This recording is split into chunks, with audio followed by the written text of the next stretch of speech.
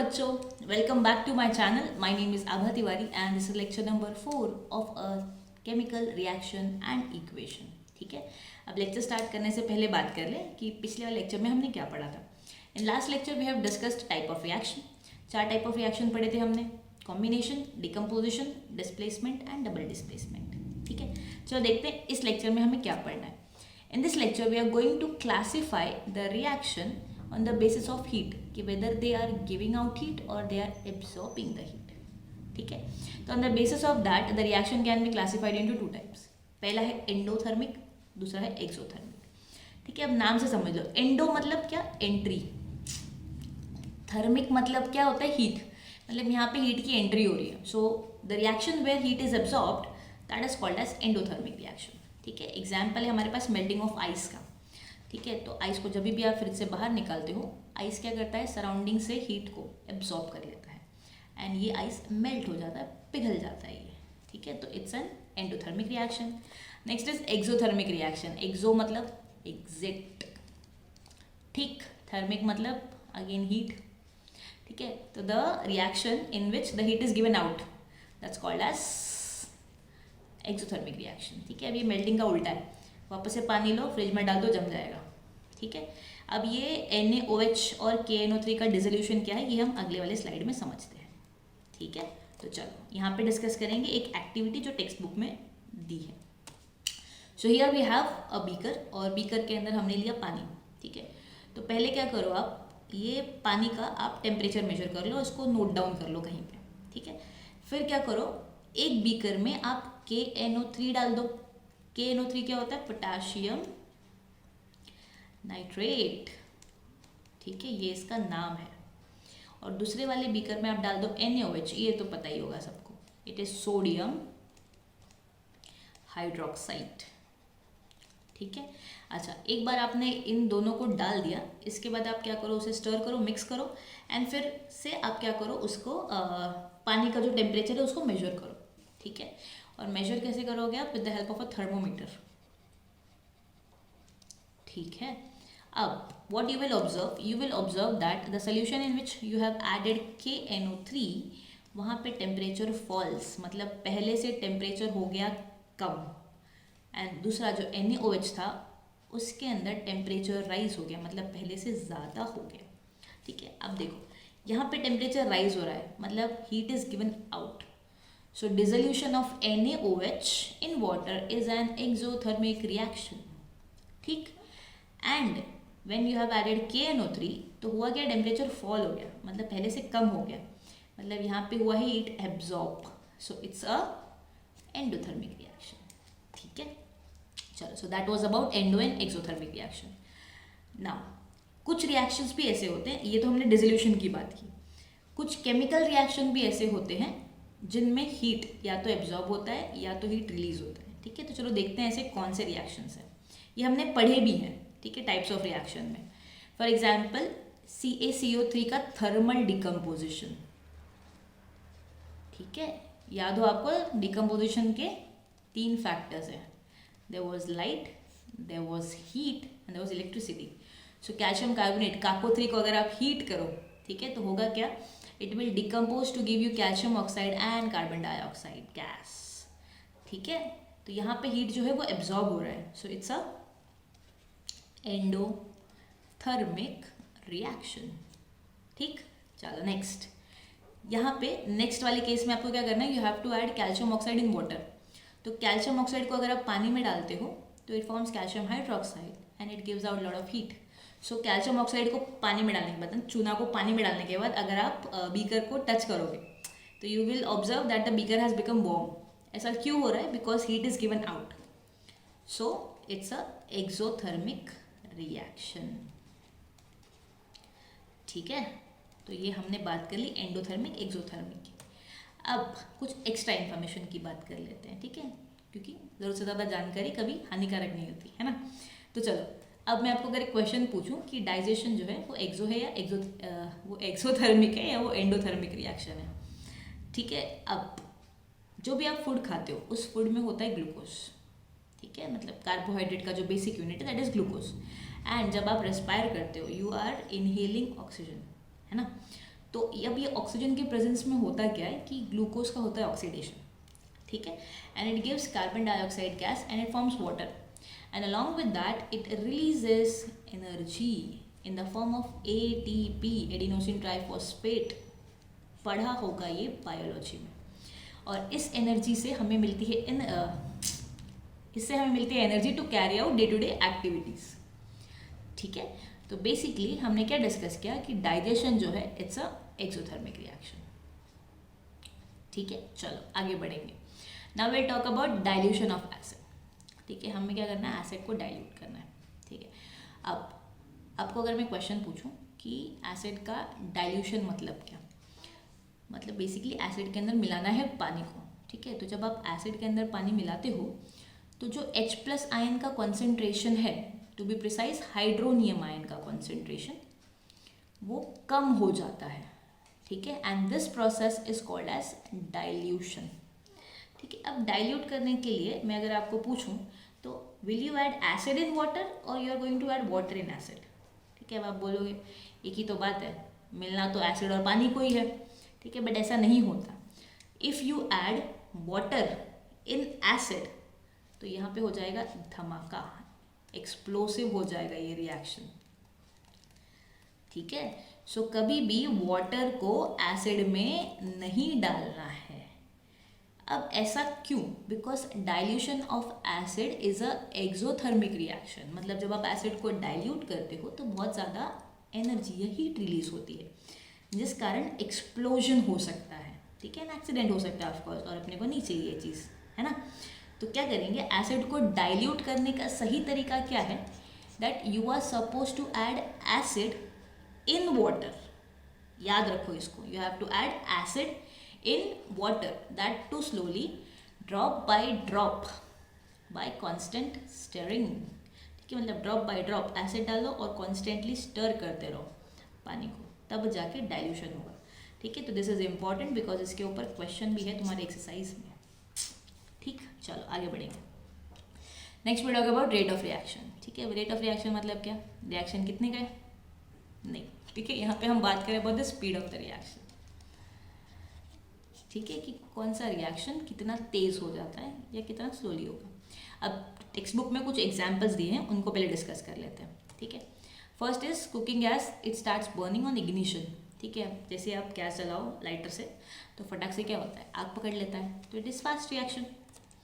Next we have iron article undergoing rusting. अब देखा होगा आपने आयरन की जो चीज़ें हैं इट रस्ट्स, राइट, पर रस्टिंग होने को टाइम लगता है, ऐसा फटाक से थोड़ी हो जाता है, so it's a slow process. Next we have erosion of rock taking place to form soil. अब रॉक से सॉइल बनने के लिए लगता है बहुत टाइम, ठीक है, तो it's a slow process. Next alcohol is formed by mixing east in glucose solution, ठीक है। मतलब ग्लूकोज के अंदर अगर आप ईस्ट मिक्स करोगे, ईस्ट क्या होता है, एक माइक्रो ऑर्गेनिज्म है, ठीक है। तो if you put yeast in glucose it undergoes fermentation, ठीक है, फर्मेंटेशन होके बनता है अल्कोहल, ठीक है। तो it is also a slow process, मतलब उतना तेज नहीं है, ठीक है। यीस्ट जितना डालोगे उतना रेट ऑफ रिएक्शन इंक्रीज होगा, मतलब उतना स्पीड हो जाएगा, ठीक है। Next we have effervescence which is formed on adding baking soda to the test tube containing acid. तो एसिड के अंदर as soon as you add baking soda तो होगा क्या, उसमें से निकलता है कार्बन डाइऑक्साइड गैस, एफरवेसेंस निकलता है, ठीक है।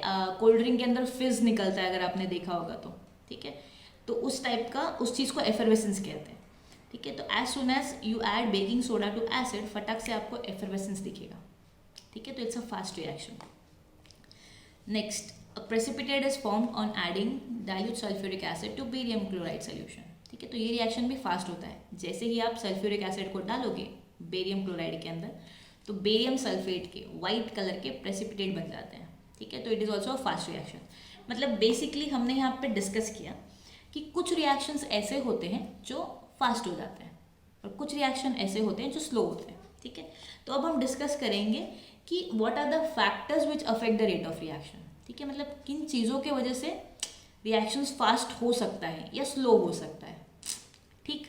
चलो first factor is nature of the reactant, मतलब जो चीज़ें रिएक्ट हो रही हैं उनका नेचर कैसे है, क्या वो रिएक्टिव हैं या वो लेस रिएक्टिव हैं, तो उस पर भी रेट ऑफ रिएक्शन डिपेंड करता है। ठीक है, चलो एक एग्जाम्पल डिस्कस करते हैं। If we have aluminium metal and zinc metal, और इनको हमको डालना है डाइल्यूट HCl में। ठीक है, अब करता क्या है कि एल्यूमिनियम और जिंक ये HCl में से हाइड्रोजन को करता है डिस्प्लेस। ठीक है, इसके बारे में हम डिस्कशन करेंगे मेटलर्जी में। ठीक है, बट अभी के लिए ये चीज़ समझ लो कि एल्यूमिनियम एंड जिंक दोनों HCl में से हाइड्रोजन को डिस्प्लेस करता है and they form their respective chloride.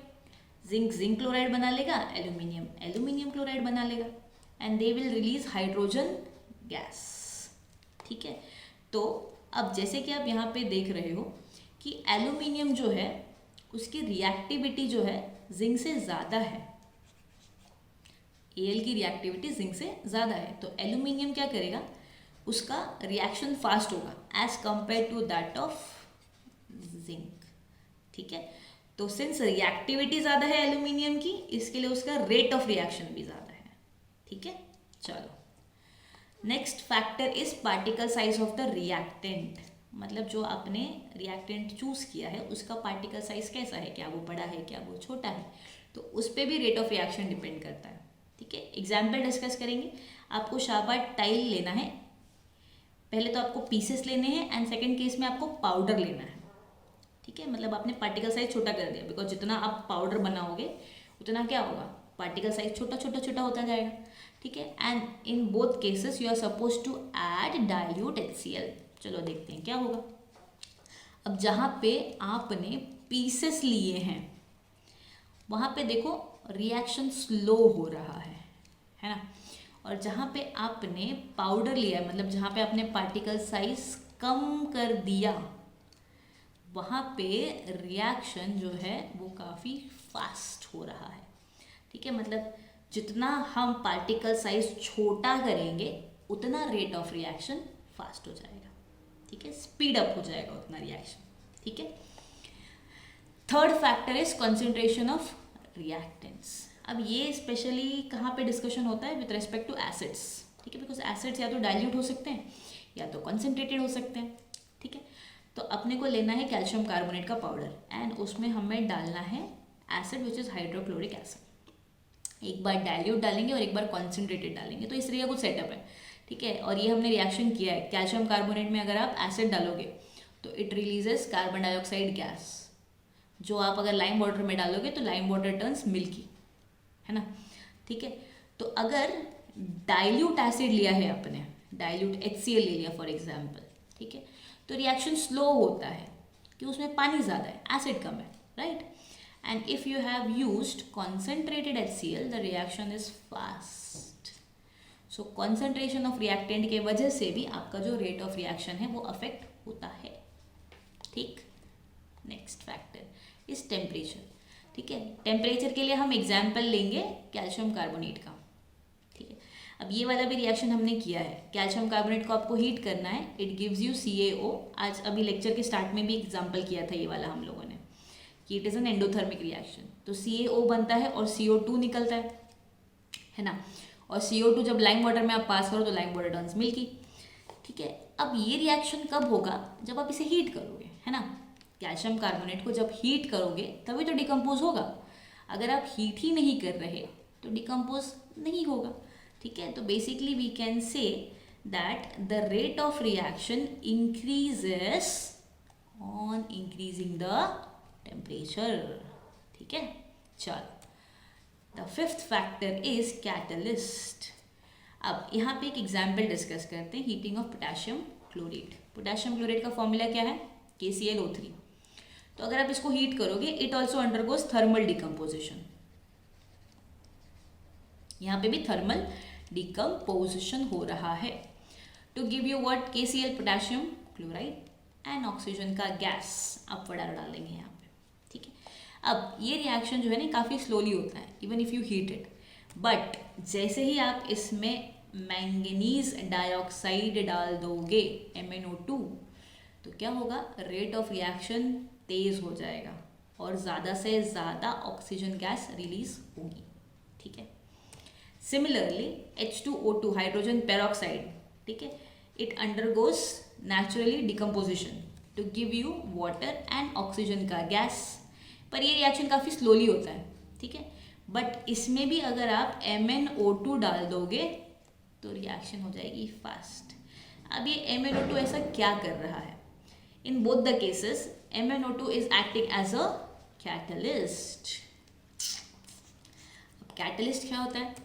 Catalyst is a substance whose presence increases the rate of reaction, ठीक है, without causing any chemical change to it, ठीक है।